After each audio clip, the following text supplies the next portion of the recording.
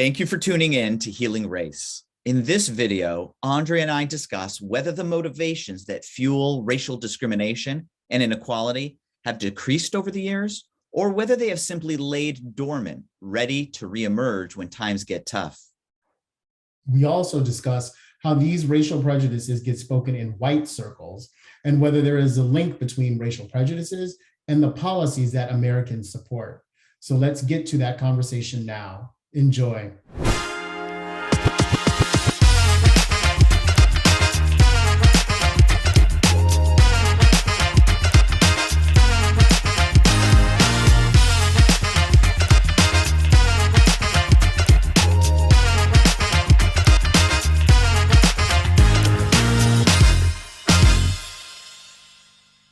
So with respect to race and public policy, then where is the line?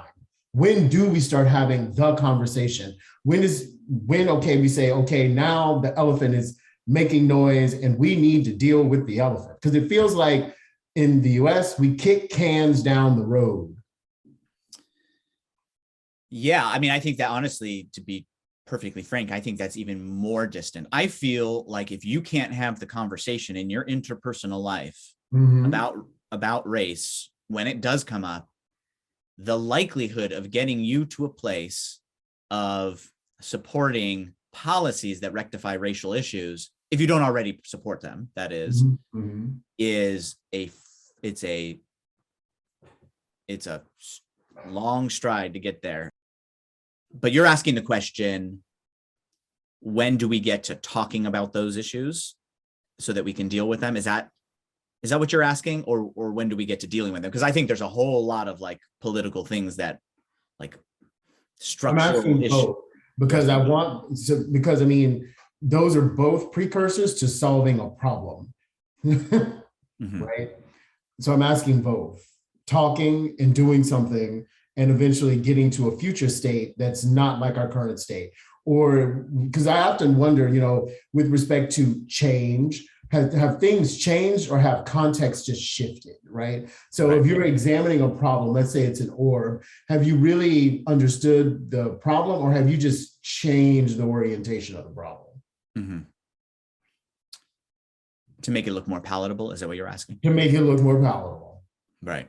Or to make the appearance of, no, we've solved it. No, you didn't. You just changed the orientation of it. Especially with racial profiling.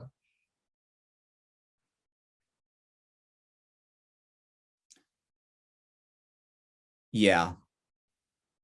So on the topic of racial profiling, yeah, that conversation has come up and then it's died down at different times and then it's come up. And whenever there are issues around crime and law and order, obviously those tools start to become part of the conversation, right? Those discriminatory tools become part of the conversation again.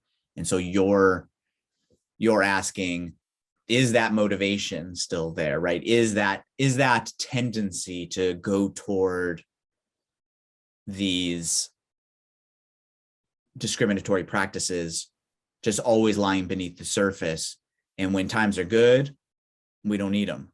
But when times, and so the issue looks like it's improving, but when times are not so good. That's exactly what I'm saying. Yeah. Okay. So I just want to make sure that we're on the same page. That's exactly what you're saying. And maybe that's me having a fatalistic mind. I don't know. But that's exactly what I'm saying. I'm like, wait for the context to change and then you'll see all this start happening again. Yeah. My theory around it is I think that until we have a better understanding of each other's experiences and backgrounds, they give us a fuller view of what we each have to contend with. It's hard for me to see sustainable shifts. Hard for me to see sustainable shifts in attitudes because people can always use other excuses. Or other reasons, or develop other theories of why things are the way they are. So you'll get some people who say, as I don't have to tell you, but I'm just going to bring it out into the open. Slavery was so long ago. Jim Crow was so long ago. Redlining was so long ago. Times have changed. When is it going to be time for, let's say, the Black community to just take responsibility and realize you have more opportunity now and plenty of opportunity to do what you want in life and be who you want to be? And by the way, I want to highlight that not only do just white people say this, Black people say this Sure. As a critique of our own community. Exactly. Yeah, absolutely. And so if you imagine someone who is white or Black,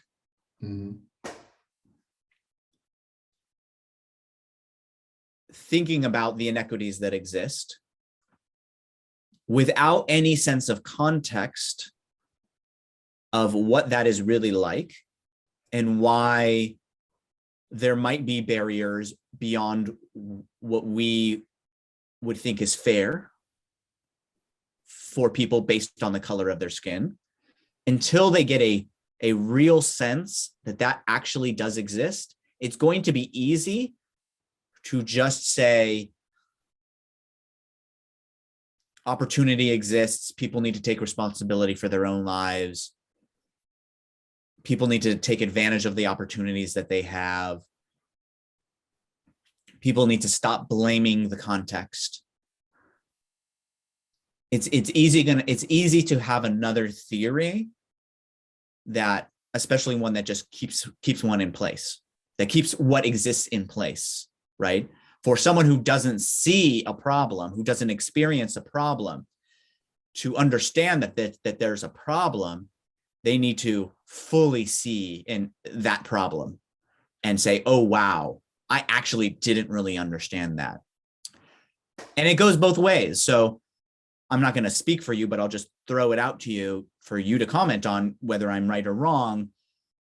But it seemed like through the course of our conversation, as you understood more and more how little race and racial conversations were a part of my life, maybe you had some little increase, at least, of understanding of why I might be naive to certain things, not understand certain things, have taken longer to get to the point of maybe wanting to be a part of changing the that is true. And state of race relations. I've become less judgy about it because my first thought is, where's this dude been? Yeah. I've become less judgy about it too. Just to know that this is just the experience that I had. And I think the same happens in the reverse, right? And it will certainly happen in the reverse.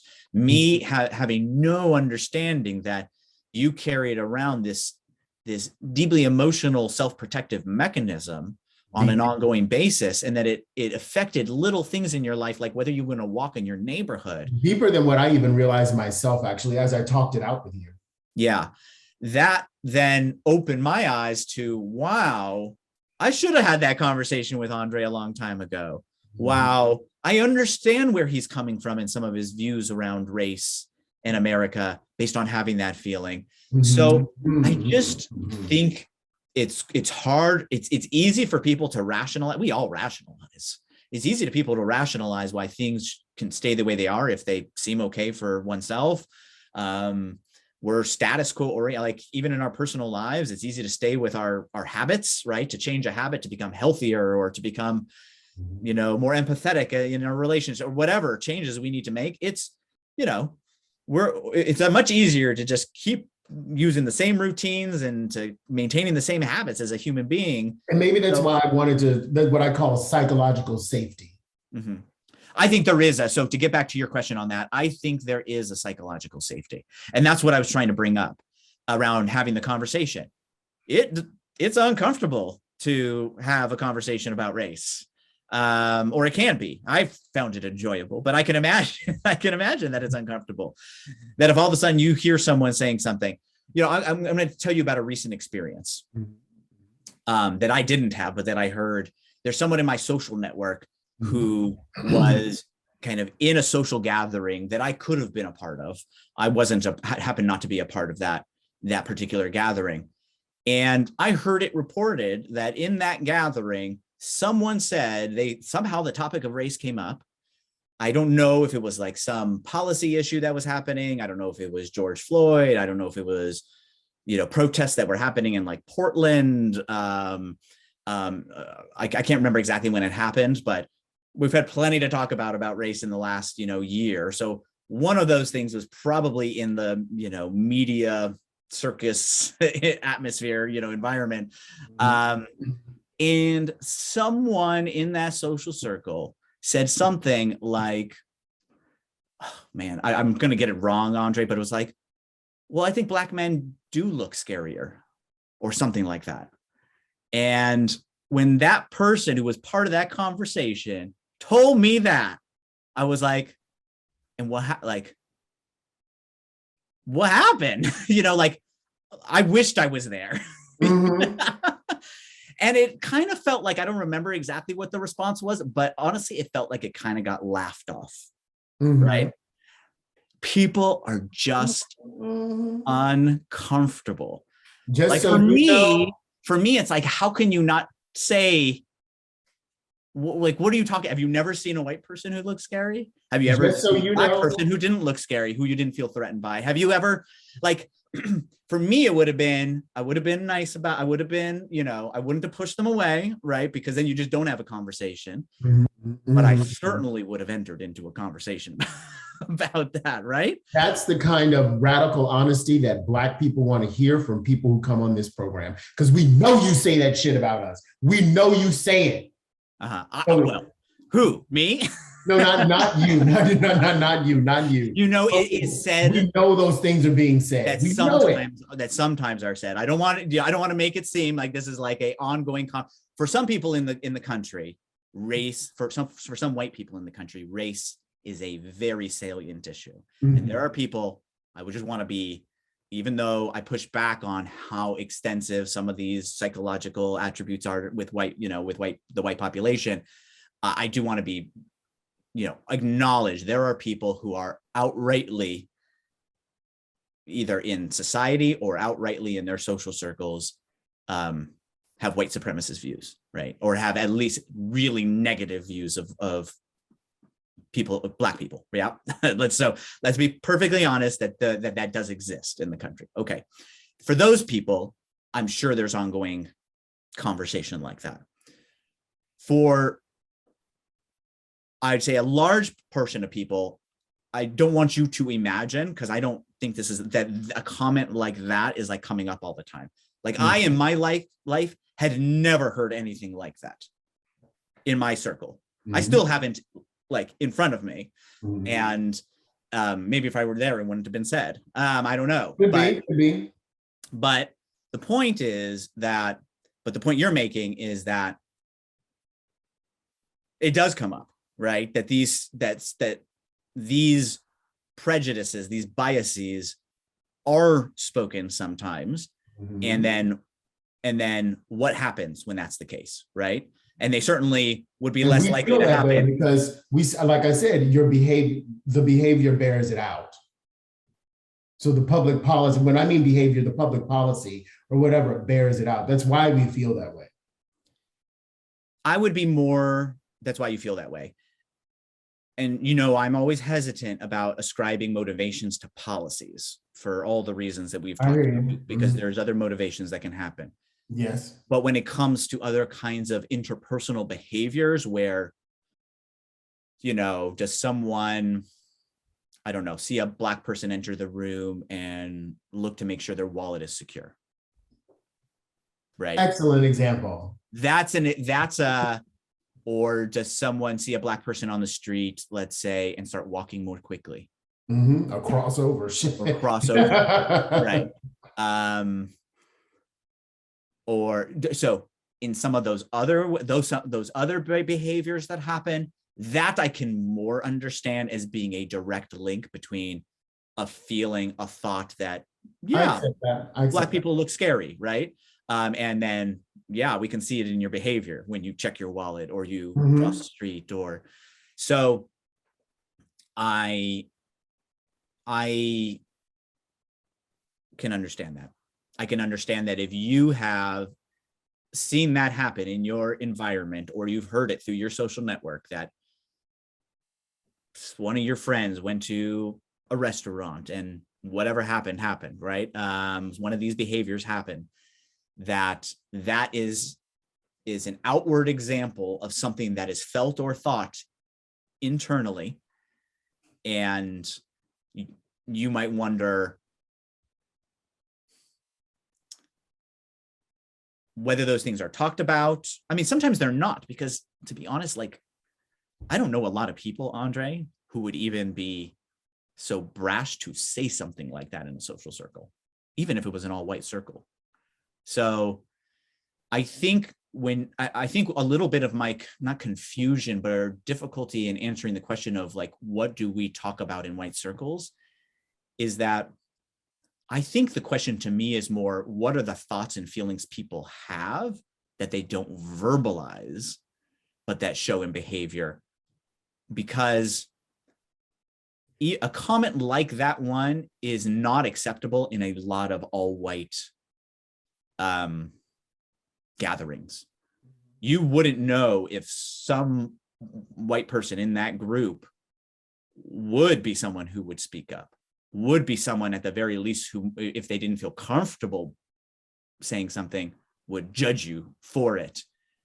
Now, is it more comfortable in an all white group than in a mixed race group? Of course. Like, who the hell's going to say that with you being there, right? Hope someone with some decorum. So I understand why you think people would be more comfortable bringing it up.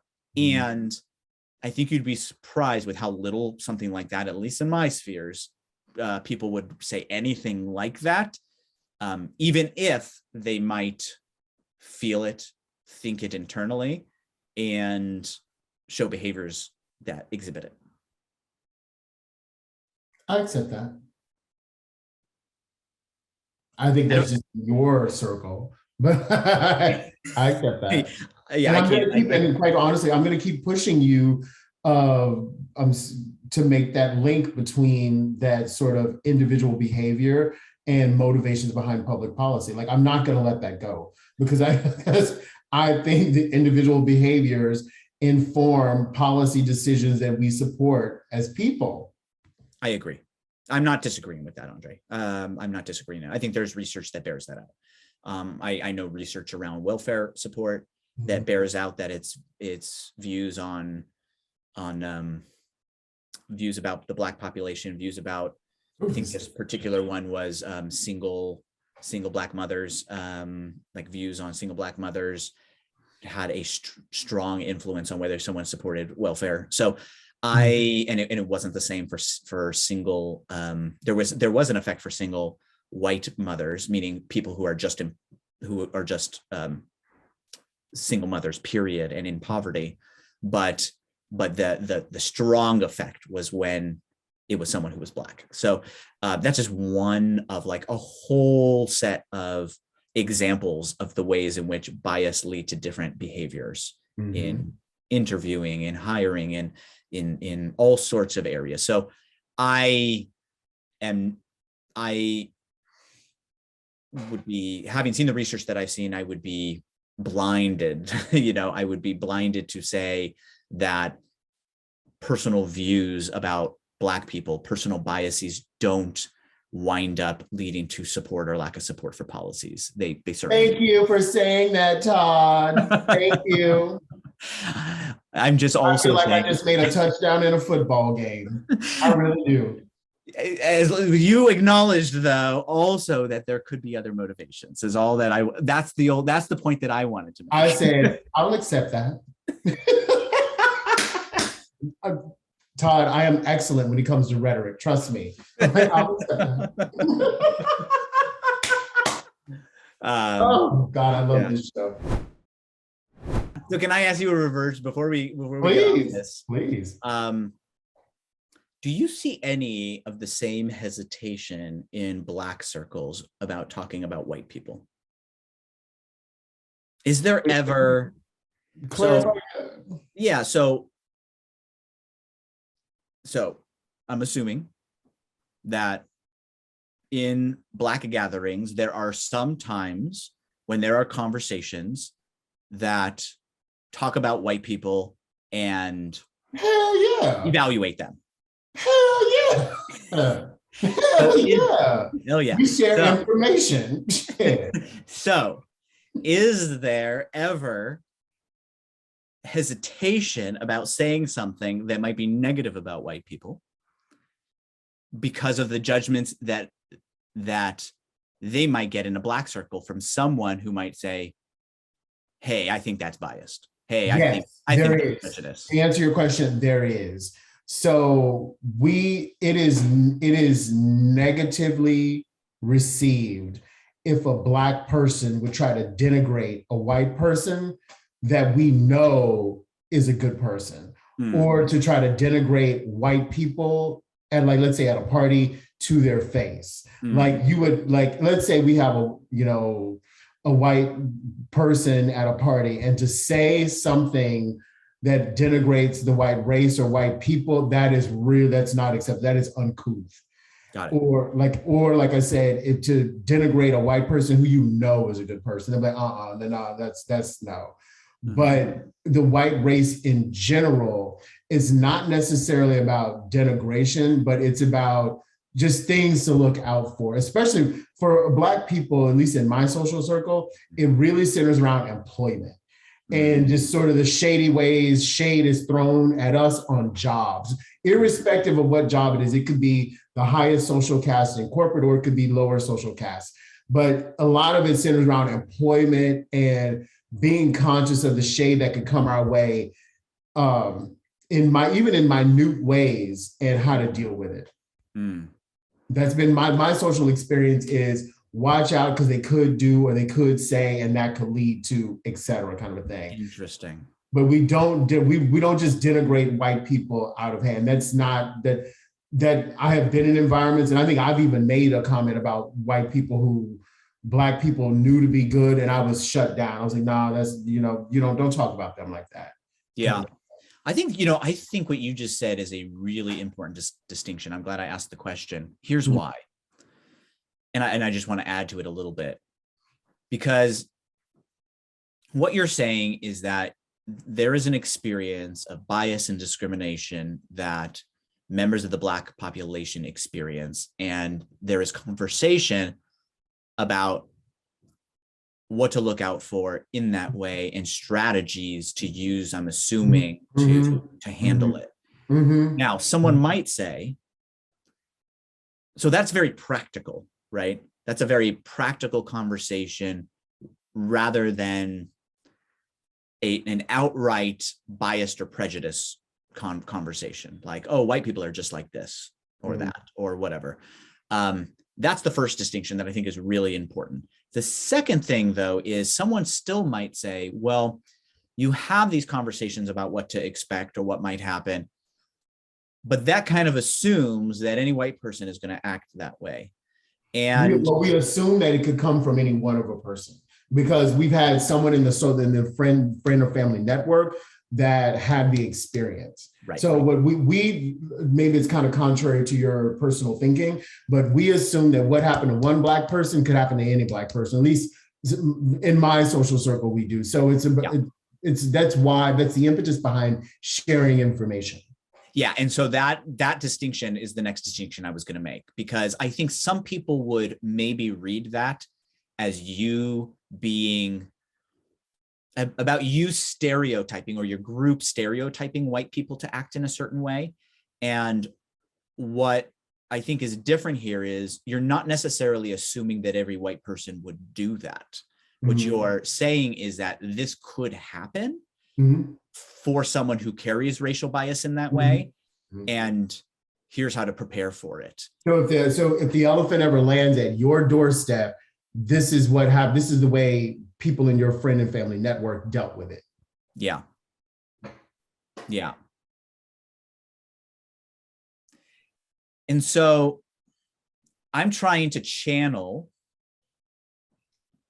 how someone might respond to this and flip it around. And because this is like a new way of thinking for me, and a new conversation, I'm not exactly sure what I even think about it, but I'm just going to throw it out there.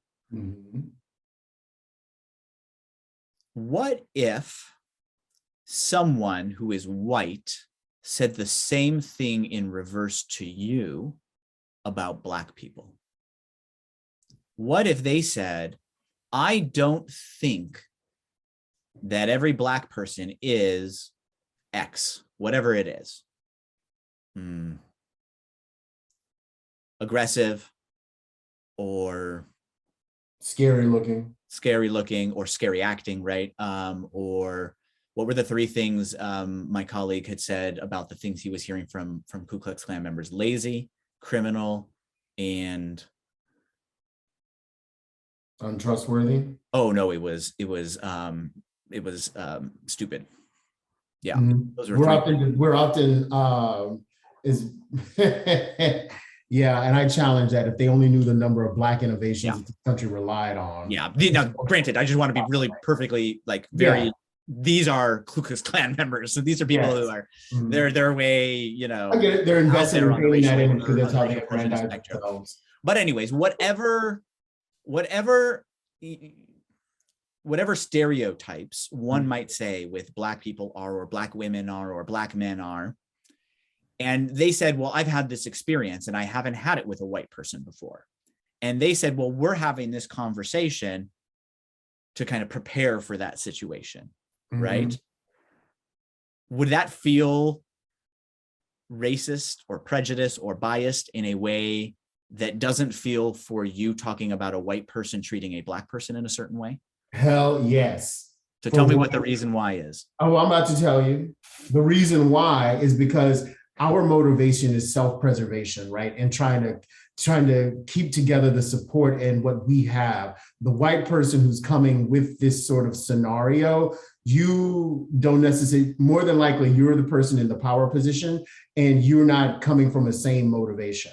You're not trying to keep together and the supports that you have in life. For us, it's a matter of us supporting one another, where what you're doing is literally perpetuating a stereotype. We're not out there trying to how would you say, sort of like denigrate white people in order to perpetuate a stereotype. We're trying to support one another. We wish we didn't have to have these strategies or pass along this information, because then the world would just be equal. But because it's not, and we're not all like living in Wonderland with Alice, then you need information. With the white people, it's different.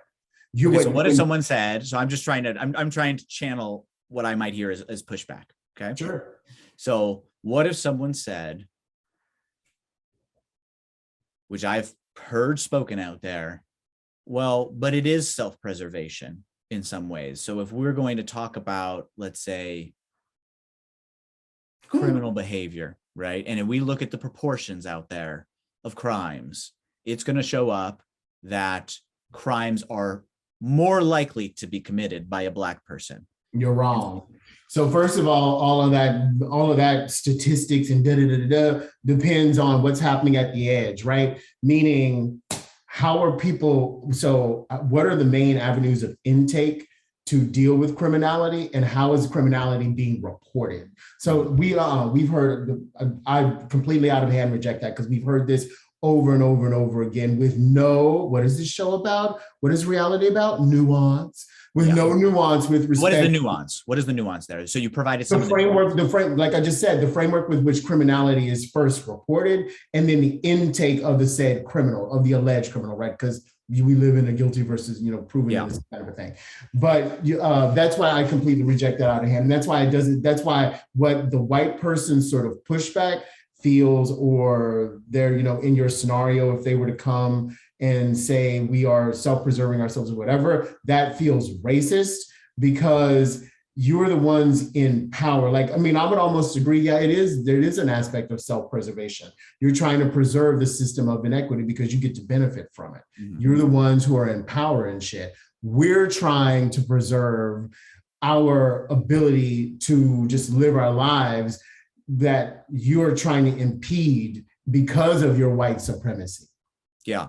So you would bring up, now what I would just say to you as a little pushback on that evaluation necessarily is what you're saying, what I'm hearing you saying at the beginning of what you said is they have incorrect information, or that they at least have information that lacks nuance. Yes. So then the question would be, they're acting on the information that currently exists, right? And so I guess the question of, well, no, they're acting on information that has been crafted to suit their purpose. Correct. That has been crafted. We're acting on information to help preserve basic need, like not getting fired from my job or not ending up in the criminal justice system. Yeah, I'm not suggesting that these data points are not crafted in some way. All I'm saying is there are recipients of this information that form the view of the world that someone might have. If this is what they think the facts are, because whatever they happen to watch shares these as the facts of the matter, they probably honestly, genuinely think those are the facts of the matter. And the question is, if they get different facts of the matter, do they update their beliefs and their actions accordingly? What I would like to say is not necessarily, because depending on what the new information may be, it could directly challenge the worldview that has given them a sense of psychological safety. So they reject it. Mm-hmm. It's true. And I think you understand at least some portion of that. Here's why I think you understand some portion of that, is that you said the exact, like almost literally the same words about yourself when you were talking about kind of the castle, right? Oh yeah, I do. I understand why white people are the way they are. If I were white, hell, I may do the same thing, but I'm not. So I'm advocating for the people who are. This is all to say that we all have self-protective mechanisms, right? That what did you say at some point? You said you had something great. I love how you like to quote me back to me. No, because I think there's wisdom in what you say. Oh, actually, that's so sweet. No, I really mean it. You said something about, when we were talking about cancel culture, you said we need to be careful about not dismissing people out of hand and listening to their experiences, especially the ones that challenge our worldview, right? I did say that. And what I'm suggesting to you is, I think you're right. This person might have a worldview, and a worldview that they think is protecting them in some way. And so even getting new information, they might be resistant to that, right? Because they might think, oh, if that takes a brick out of the castle, am I going to be protected? Because I held this worldview. Taking a brick out of the castle. Yeah. Mm-hmm. So I'm just saying, I think you understand. I think you're right. And I think you have a personal experience. I think we all do, of that holding on to a narrative that we think has protected us or led to a vision of the world that we think that we want to hold on to for some reason, right? For some motivation. I think I think humans do that. So, but I do want to highlight, because I'm with people in the back of my mind with respect to who's going to see this in the world, that critique has been said as though Black people are holding on to victim mentality. And that's not what's going on here. So a desire for equity and highlighting all of the instances throughout history where equity has been less than optimal is not holding on to a victim mentality. What we're trying to do is escape the victim mentality. What people are, and maybe I should quit saying we and say I. What I feel is that we're trying to move beyond that, and the way to move beyond that is to engender greater equality. Yeah, I feel like you can't paint people as victims and say, you know what? Everyone's equal. You're going to have equal access to this good. Let's talk in economic terms. You're going to have equal access to this good and service, irrespective of race. Everyone gets it, right? And so if a person tries to come and say, well, I'm being victimized or whatever, depending on the context of that scenario, that's a hard argument to make. But it's an easier argument to make when it's obvious that there are some impediments to people based on race receiving the good or service. Yeah. I think it's a tough trap to get out of, to have barriers that are baked into our society in some way.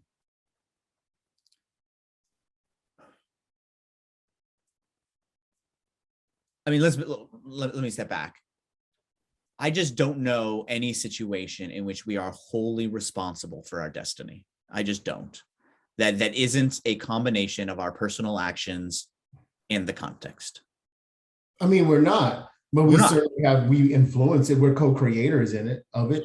Exactly. So that being the case, let's say for all human beings, right? Talking about the circumstances or conditions that led to some outcome for my life does not mean that I'm not also acknowledging personal responsibility and what I need to do in my life, right? And what I think is a trap that I think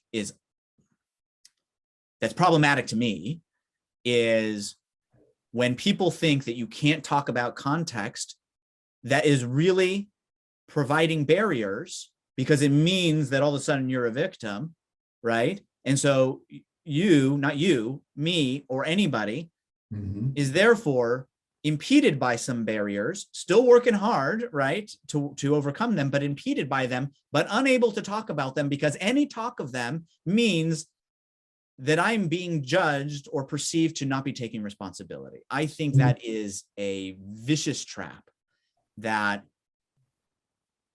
is uncalled for and unreasonable. Now, we can have reasonable differences about looking at some set of facts and saying, to what degree are we responsible or not, or how much are certain barriers affecting us or not.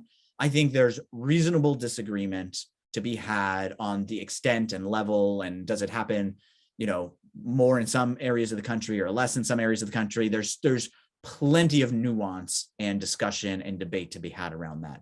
But to outright say that any discussion of some sort of systematic barrier means that someone's not taking responsibility is, to me, just a trap. It's just a trap to not be able to change things that might actually exist in the context. And that I find very problematic. And so I empathize. And I feel like that paradigm of thinking has been projected onto Black people with some things.